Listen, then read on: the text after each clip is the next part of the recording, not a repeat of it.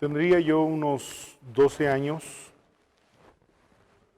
hoy tengo 58, cuando vine por primera vez a la Iglesia Resurrección en Cristo. Recuerdo el escenario, acompañé a mi papá, él predicaría ese domingo. Dejé de venir algunos años, pero recuerdo cuando yo tenía 23 años, fue la primera vez que yo prediqué en la Iglesia Resurrección en Cristo. Entonces le tocaba predicar a mi papá y él se fue a Sudamérica y me dijo, predica hasta el día en Resurrección en Cristo. Y me daba pavor porque para él era muy sencillo decirlo. Pero cuando yo llegué con el hermano Delfino y le dije, me mandó mi papá, pues recuerdo la cara de sorpresa que el hermano Delfino hizo. Y no era para menos. Habían invitado a mi papá. Pero aquel día marcó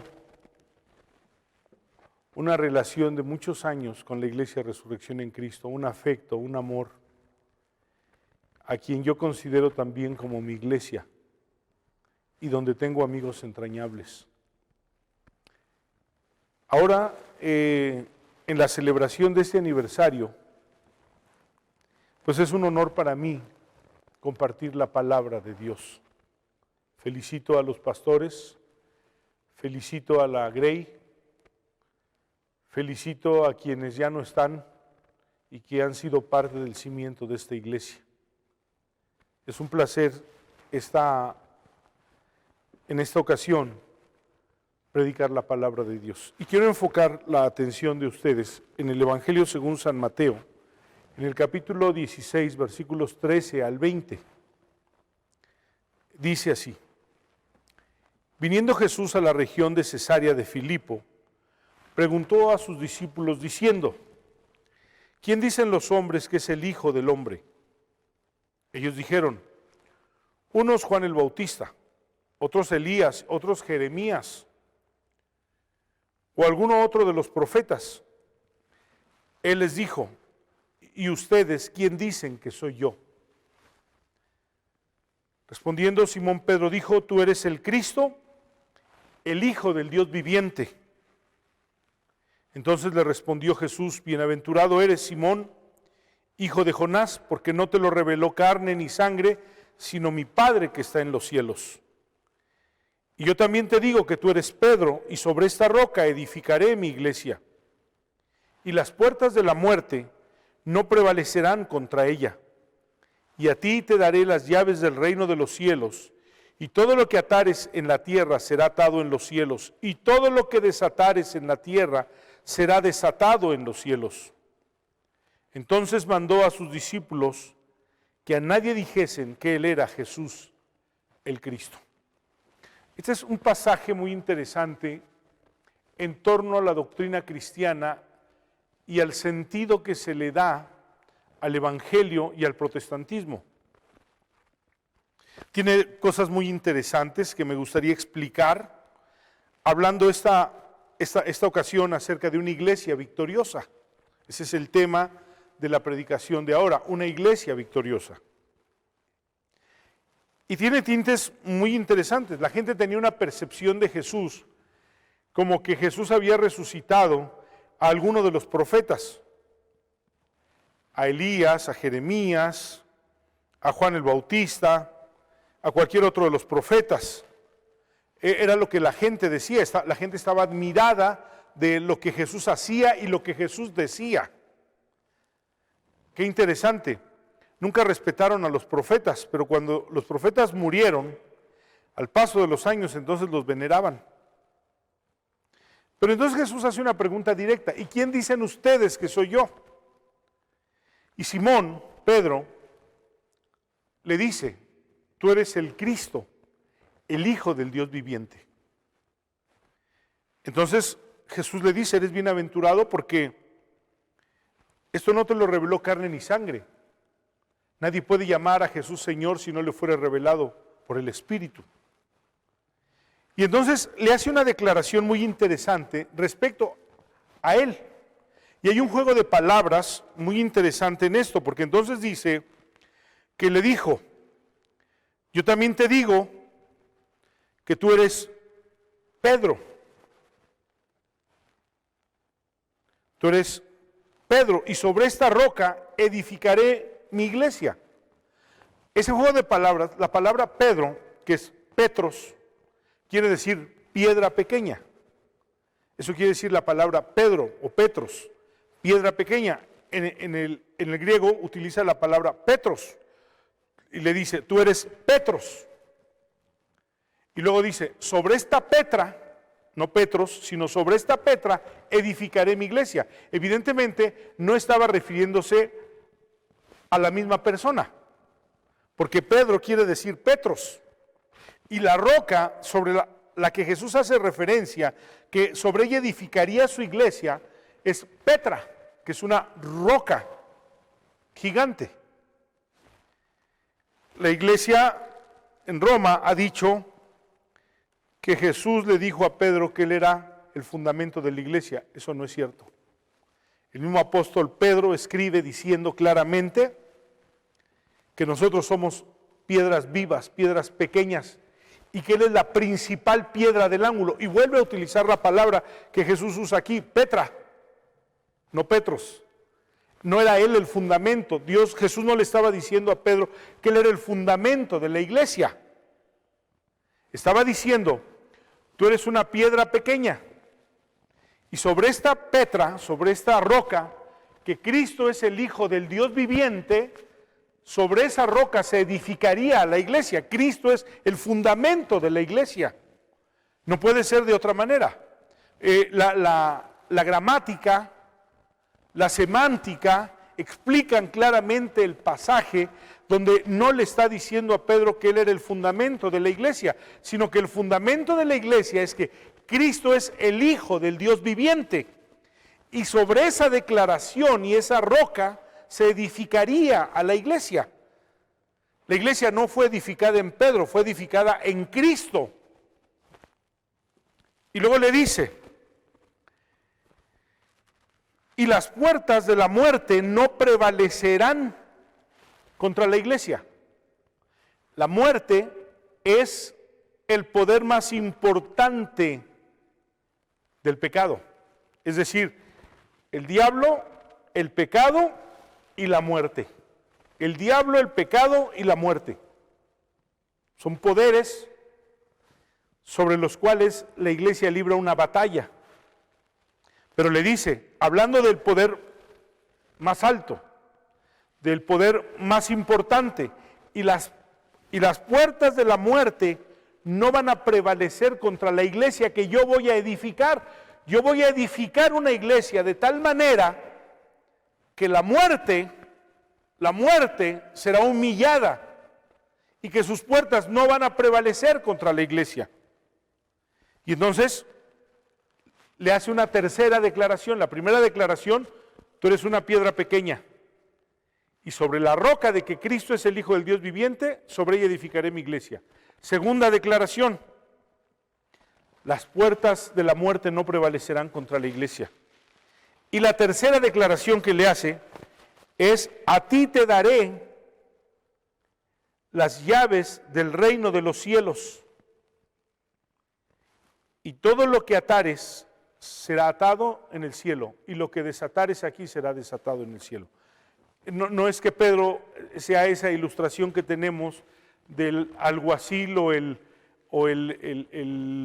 que tiene las llaves en el cielo de entrada. No se refiere tampoco a eso. Pedro fue el primero por el cual el evangelio llegó a los judíos.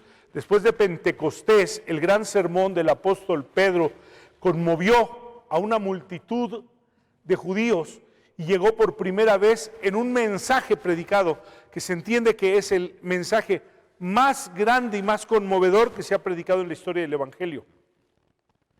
Y ahí llegó el evangelio a los judíos. Pero a través de Pedro, en la casa de Cornelio, entró también y se abrió el evangelio a los gentiles.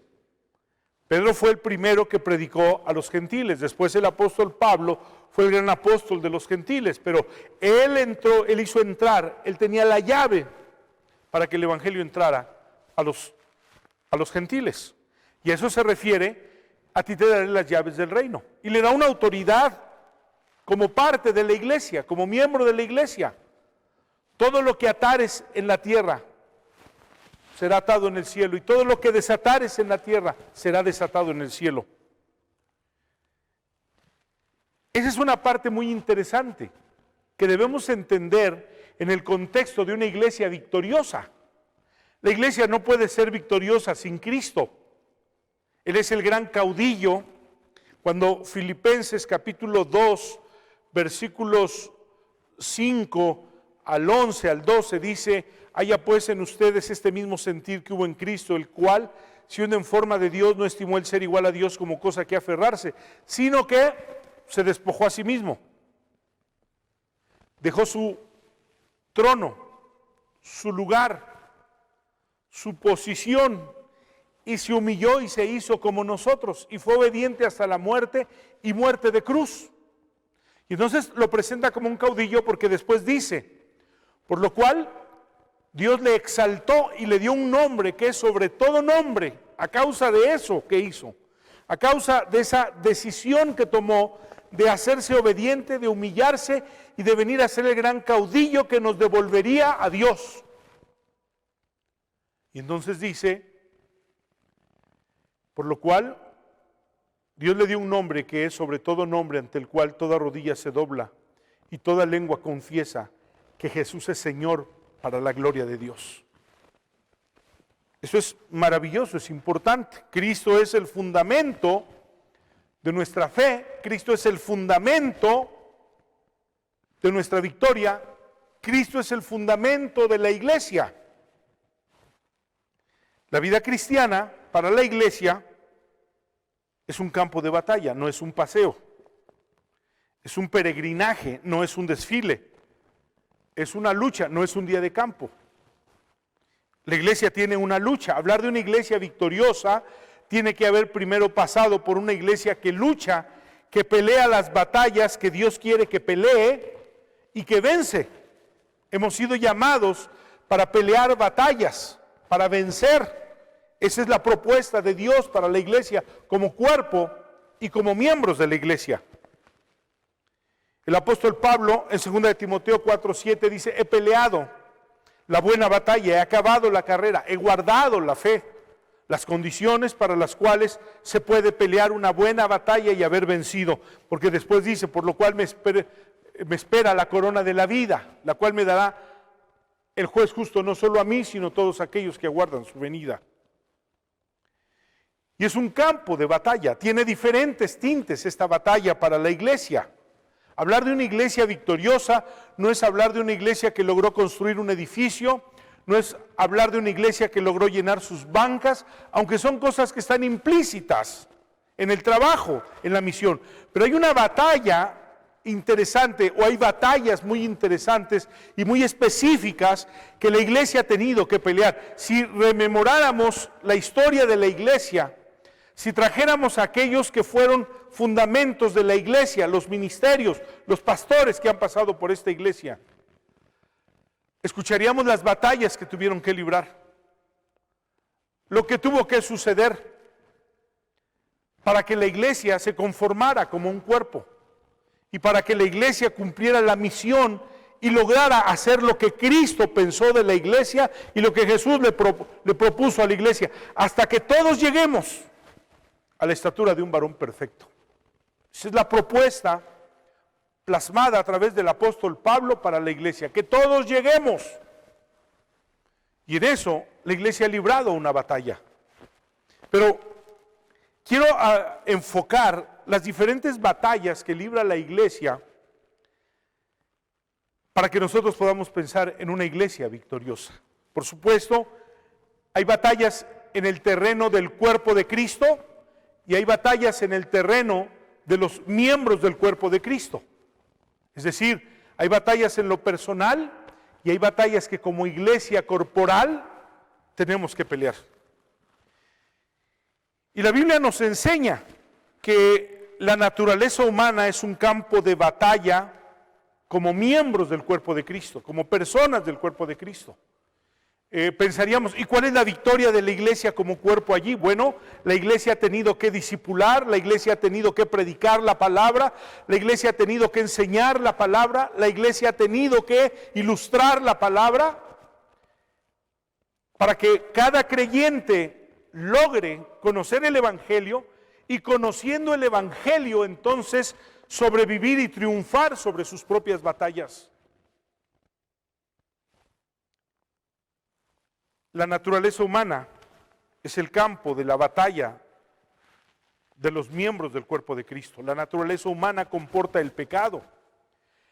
Un día, cuando Jesús estaba comenzando su ministerio, hubo una voz en el cielo que dio testimonio de él, y el testimonio que dio de Jesús fue: he aquí el Cordero de Dios que quita el pecado del mundo. Dios había ungido a Jesucristo, que es el fundamento y el centro de la iglesia, que es el fundamento de nuestra fe y que es el fundamento sobre el cual se construye a la iglesia.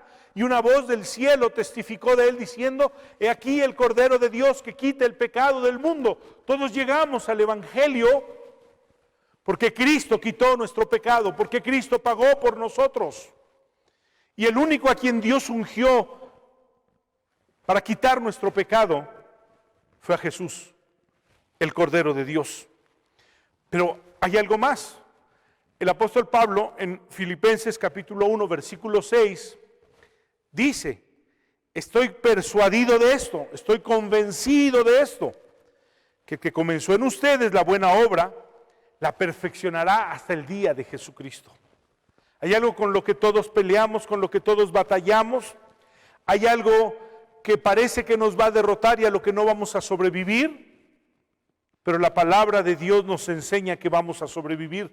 ¿Por qué? Porque Dios ha pensado una manera en la cual nosotros podemos vencer nuestra naturaleza de pecado, nuestra naturaleza humana. Y entonces la palabra de Dios dice ahí: estoy convencido de que comenzó en ustedes la buena obra, Él mismo la perfeccionará hasta el día de Jesucristo. Esa es la primera batalla que inconscientemente nos encontramos, inconscientemente porque muchas veces no sabemos la naturaleza que hay en nuestra vida. Y no vamos a sobrevivir a esa batalla si la iglesia, como cuerpo de Cristo, no ha planteado una estrategia para discipular a la iglesia y que el conocimiento de la palabra de Dios sea la fuerza, el poder para vencer a la naturaleza humana.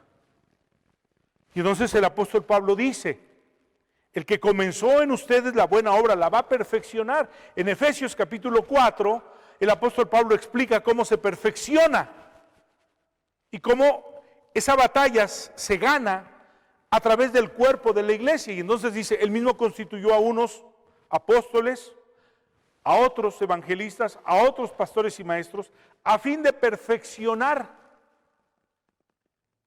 a los santos para la obra del ministerio. Y entonces es cuando plantea: hasta que todos lleguemos. Está planteando la primera parte de la visión que la iglesia debe de tener para ser una iglesia victoriosa, la misión de discipular a la iglesia, porque en lo personal cada creyente libra una batalla con su naturaleza humana. Y como en todas las cosas, lo que sembramos cosechamos. Cuando la Biblia dice: la fe que vence al mundo es vuestra fe, y la fe viene por oír la palabra de Dios, los creyentes pueden tener la fe suficiente para ser victoriosos si la palabra de Dios habita en ellos. Si la palabra de Dios es su alimento cotidiano y el alimento más importante para enfrentar al mundo. Entre las cosas que considero muy importantes, he pensado que la palabra de Dios conforma mi pensamiento, mi doctrina, mi forma de vivir. Es decir, no puedo vivir la vida matrimonial y no puedo sobrevivir a la vida matrimonial si la palabra de Dios no ha normado mi vida matrimonial. No puedo sobrevivir en mi relación paternal y disciplina con mis hijos si no fuera porque la palabra de Dios ha tenido que conformar mi pensamiento y mis convicciones para educar a mis hijos. Pero no solo en eso, en la vida material, en la vida económica, en la vida social, en mis convicciones incluso políticas. Siempre he encontrado en la palabra de Dios un faro que me alumbra, que me da entendimiento y que me dirige cómo vivir en el mundo. Pero cómo sobrevivir también a mis pasiones, a mis tendencias, a mi naturaleza. Y la iglesia ha tenido que ser fundamental para lograr esa parte. Alguna vez escuché un testimonio que siempre lo he traído en la cabeza. Cuando yo conocí a María Elena, la esposa de Paco, la hija del hermano Ortiz, la escuché en un testimonio, en un culto de la sociedad juvenil. Y entonces ella hizo una recapitulación de sus primeros días en la sociedad. Ya estaba casada. Y dijo cómo tenía que abandonar a veces las reuniones familiares, cómo tenía que sacrificar algunas cosas porque tenía que venir a la sociedad. Sí, de eso estoy hablando, de cómo tener las prioridades para que la palabra de Dios llegue a nosotros y después conforme nuestras convicciones. La iglesia no está dispuesta a pagar muchas veces como creyentes el sacrificio que debemos hacer para tomar la palabra de Dios, porque dice la Biblia que no solo de pan vive el hombre, sino de toda palabra que sale de la boca de Dios vivirá. Y vencer la naturaleza humana es una experiencia con la palabra de Dios. Y entonces, el que comenzó en ustedes la buena obra, seguramente la perfeccionará hasta el día que estemos con Jesucristo. Nunca seremos perfectos aquí, pero caminaremos en el camino de la perfección. Algunos caminan ampliamente en el camino de la perfección, otros caminan estrechamente en el camino de la perfección. ¿Por qué? Por el lugar que le damos a la palabra de Dios. Pero una iglesia victoriosa debe de caminar ampliamente en el camino de la perfección, por la palabra viviente de Dios, que vence nuestra naturaleza humana. Pero no solo nuestra naturaleza humana es un campo de batalla para la iglesia, el mundo. El mundo es para el incrédulo lo que la iglesia es para el creyente. Es un lugar de desarrollo. Es un lugar de crecimiento, es un lugar de desenvolvimiento. Para el creyente la iglesia es nuestro lugar de crecimiento y de desenvolvimiento.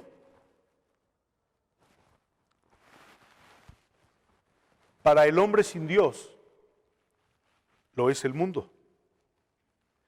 Debemos cuidarnos del mundo y de la mundanalidad, que es como se llama la conducta propia del mundo, la mundanalidad. Uno de los problemas que enfrenta la iglesia es que mientras nosotros tratamos de evangelizar al mundo, el mundo nos mundanaliza. Y el mundo se ha metido a la iglesia. Pero el apóstol Juan vuelve otra vez al punto de la fe, y vuelve al punto de la palabra de Dios, y vuelve al punto de que el centro de la palabra de Dios es Cristo. Y entonces dice en 1 de Juan capítulo 5, versículo 4 y 5, porque todo lo que es nacido de Dios vence al mundo. Y esa es la victoria que ha vencido al mundo, nuestra fe. ¿Quién es el que vence al mundo? Sino el que cree que Jesús es el Hijo de Dios. Vuelve a nuestro fundamento. Sobre esta roca edificaré mi iglesia, Cristo.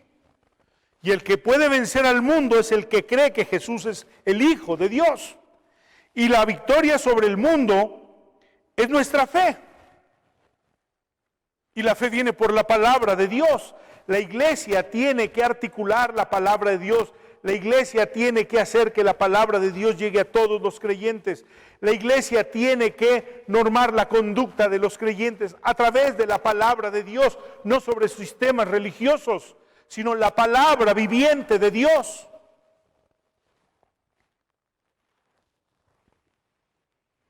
Porque tenemos que vencer al mundo. Creo yo que la iglesia debe de hacer una consideración en este tiempo.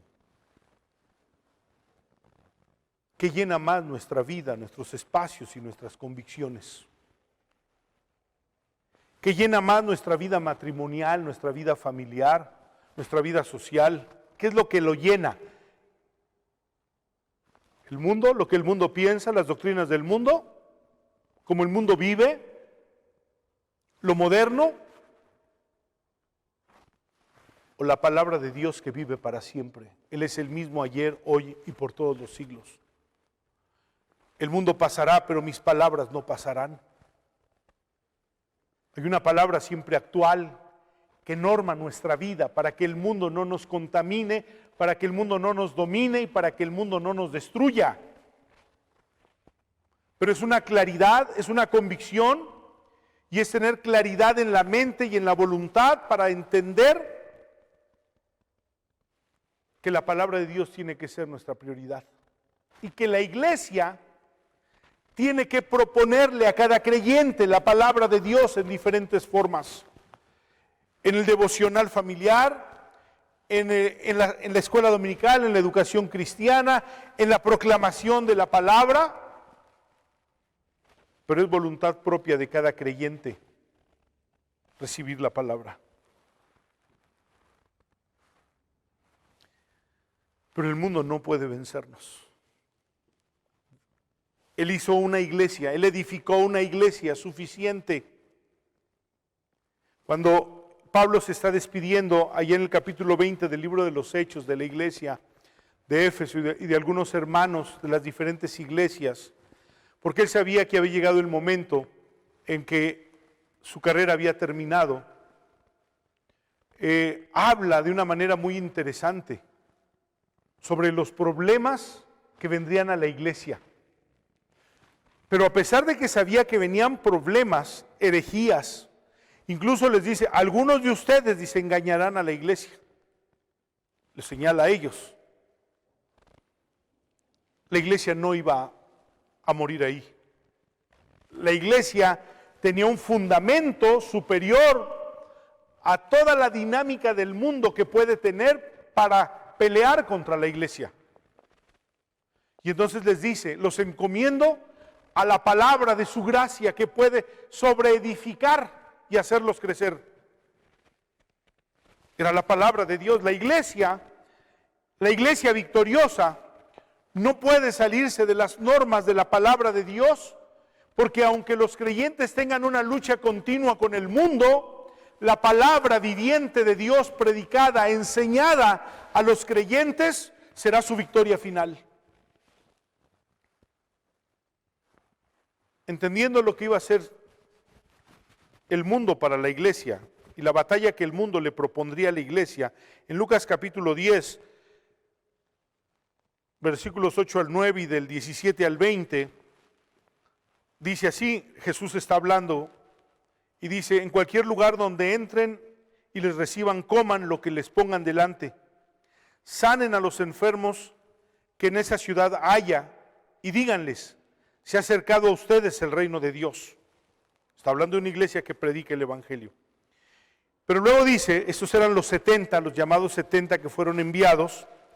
El versículo 17 al 20 dice, y volvieron los 70 con gozo diciendo, Señor, aún los demonios se nos sujetan en tu nombre. Y les dijo, yo veía a Satanás caer del cielo como un rayo. Estaba en estado de emergencia. Y aquí les doy potestad, autoridad de pisar serpientes y escorpiones. Y sobre toda fuerza del enemigo les doy autoridad. Y nada les dañará. Y nada les dañará. Había que hacer una batalla en el mundo. hay que asaltar al mundo, hay que conquistar al mundo, hay que predicarle al mundo, más en estos tiempos, en estos días, en estas circunstancias que está viviendo el mundo, porque Él nos ha dado autoridad y potestad. Pero no se regocijen de que los espíritus se les sujetan, sino alégrense de que sus nombres están escritos en el libro de la vida. El mundo está vencido. El mundo está vencido.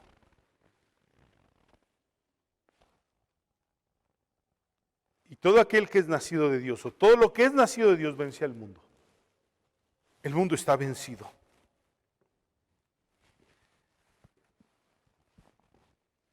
Pero luego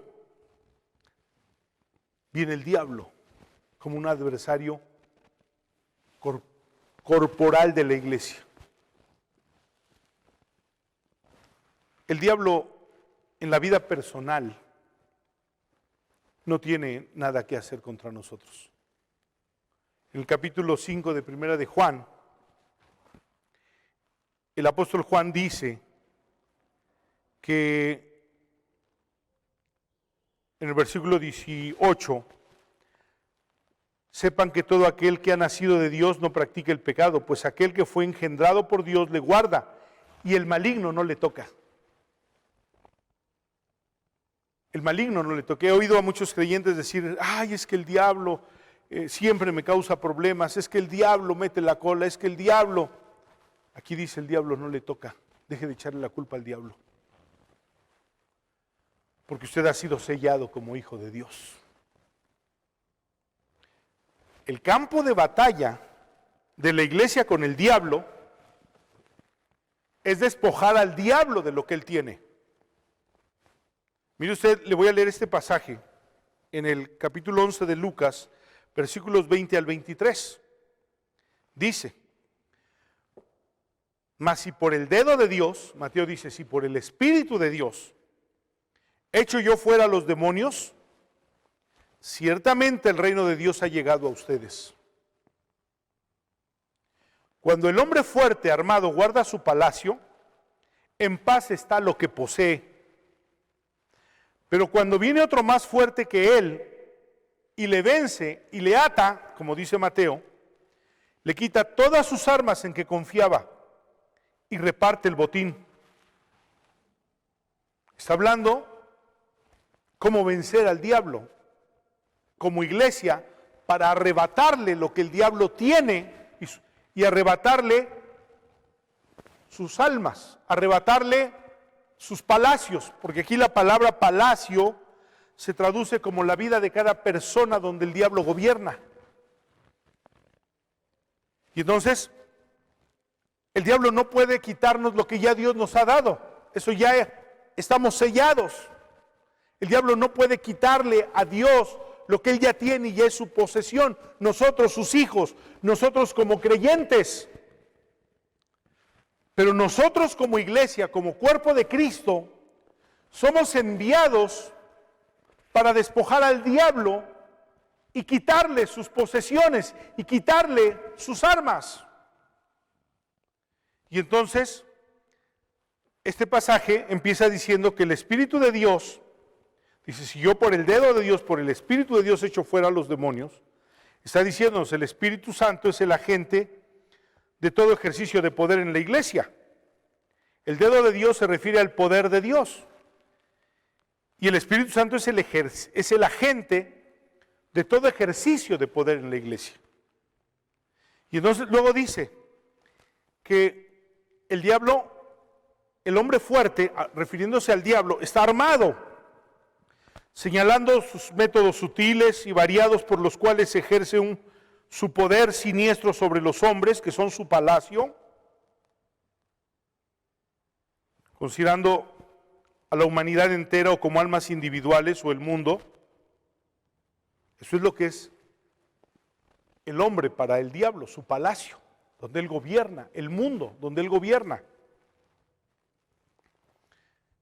Pero entonces dice que viene otro más fuerte y le está enseñando a la iglesia cómo despojar al diablo y cómo derrotar al diablo y cómo quitarle sus armas al diablo cuando él tiene dominio sobre alguien. Y entonces dice, viene otro más fuerte. Está hablando de Cristo. Cuando nosotros tenemos personas que no conocen el Evangelio, porque la iglesia ha sido llamada a predicar el Evangelio, a conquistar al mundo, a asaltar al mundo. A eso ha sido llamada la iglesia. ¿Y cómo podemos hacerlo? Indudablemente aquí implica la vida de oración. Si yo quiero que una persona, que un familiar, que un amigo, que un compañero, que alguien conocido conozca el Evangelio y deje su vida de pecado y deje de ser dominado por el diablo, en lugar de estarlo regañando o de estarme peleando con él, voy a tomar la decisión de orar para desarmar al diablo y debilitarlo. Porque la Biblia nos enseña, en Efesios 6, dice, por lo demás, hermanos míos, fortalezcanse en el Señor y en el poder de su fuerza. Vístanse de la armadura de Dios para que puedan estar firmes contra las acechanzas del diablo. Estamos hablando nuestra lucha, porque no tenemos lucha contra carne ni sangre, sino contra principados, contra potestades y contra gobernadores de las tinieblas de este siglo, contra huestes espirituales de maldad en las regiones celestiales. ¿Y cómo libramos esa lucha, esa batalla? La oración, la palabra, nuestra vida devocional con Dios, nuestra intercesión. Señor, debilita el poder del diablo en la gente. Siempre que vamos a predicar en una misión, siempre que vamos a predicar para compartir el Evangelio, Señor, debilita el poder del diablo, porque él tiene poder en este palacio, pero debilítalo, lo atamos y le despojamos sus armas. Porque la iglesia es una iglesia victoriosa en Cristo. Cristo ya lo venció. Y entonces está diciendo que al diablo le fue quitado su poder para no volver a recuperarlo cuando nosotros hacemos que llegue el Evangelio a una persona. Fue desarmado y derrotado para siempre. Vana sería la victoria si no le fuesen quitados los medios para recuperar su poder perdido. Y eso es lo que completa el triunfo y asegura la derrota final de su reino en la vida de la gente. La iglesia debe efectivamente mirar a la palabra de Dios como su fundamento, mirar a Jesús como el fundamento de la iglesia, pero la vida de oración de la iglesia es importante en la batalla contra el diablo, para destruirlo, para derrotarlo, para atarlo, para despojarlo. Es la oración, una iglesia victoriosa, una iglesia que ora. Tenemos muchos cristianos de banca y tenemos muchos cristianos sociales, pero tenemos pocos cristianos comprometidos. Son más apasionados en temas de política que en la vida de oración. No son conocidos en la iglesia en la oración. Creemos que con orar unos minutos cuando nos despertamos y otros cuando nos acostamos y orar por los alimentos, eso fue suficiente. No estamos habituados a la vida de oración. Aquí hay algo donde nosotros tenemos que mirar, si bien el diablo no puede destruirnos, nosotros tenemos que ir a derrotar al diablo, quitarle sus palacios, sus gobiernos, su poder, sus armas, recuperar, ganar terreno. Y la vida de oración es el fundamento de una iglesia victoriosa.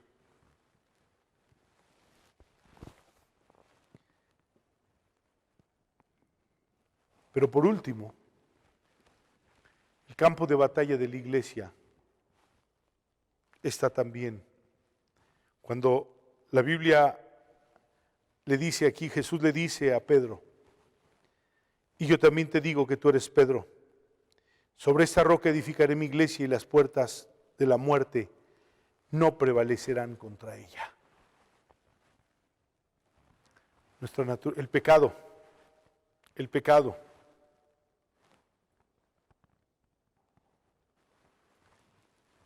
el mundo, el diablo.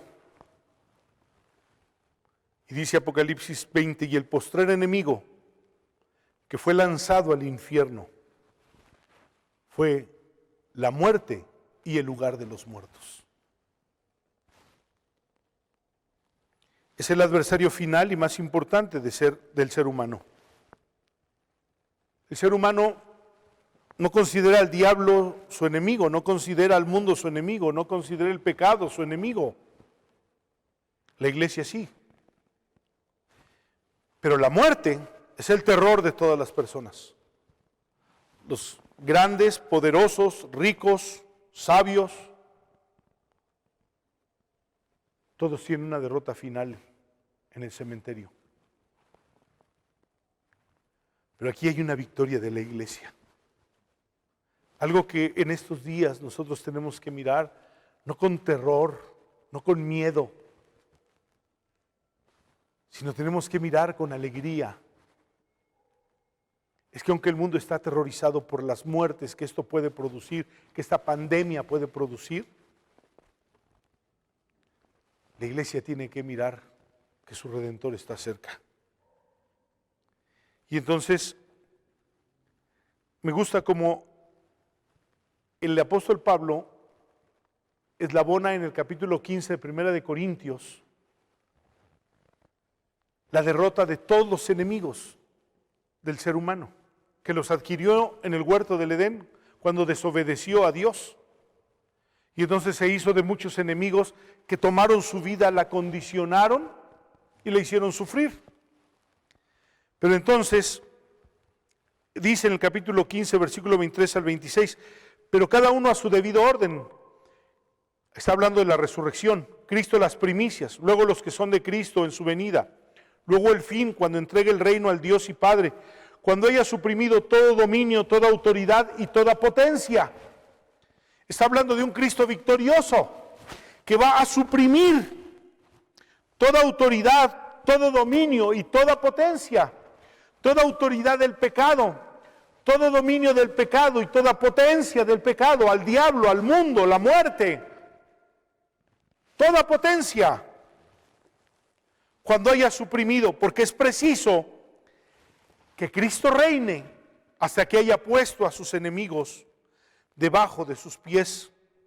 Y el último enemigo que será destruido, vuelve a decir aquí en este pasaje, es la muerte. Y surge aquel hermoso pasaje que sigue después en este capítulo 15 de 1 de Corintios. ¿Dónde está, oh muerte, tu aguijón? ¿Y dónde, oh sepulcro, tu victoria? Porque convertida es la muerte en victoria. Una iglesia victoriosa. Una iglesia victoriosa solo puede ser aquella que tiene en Cristo su centro. A través de la palabra, a través de la oración y a través del ejercicio de los ministerios. Para conquistar y quitarle al diablo lo que el diablo tiene. Una iglesia victoriosa que tiene a Cristo como su centro, que predica a Cristo, que enseña a Cristo, que obedece a Cristo, que vive para Cristo. ¿Cuántos años han pasado cuando en la mente de alguien Dios gestó esta iglesia?